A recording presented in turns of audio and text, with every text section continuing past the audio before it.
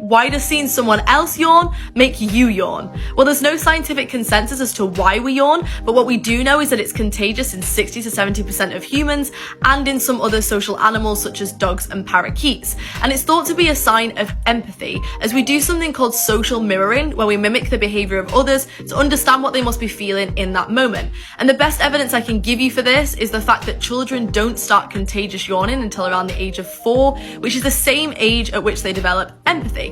And even more interesting than that is the fact that a 2015 report found that psychopaths do not contagious yawn and do not show empathy, but also the fact that the higher someone is rated on an empathy scale, the more likely they are to contagious yawn. So the next time you find yourself yawning at the sight of someone else's yawn, just be glad in the fact that you're an empathetic person and probably not a psychopath.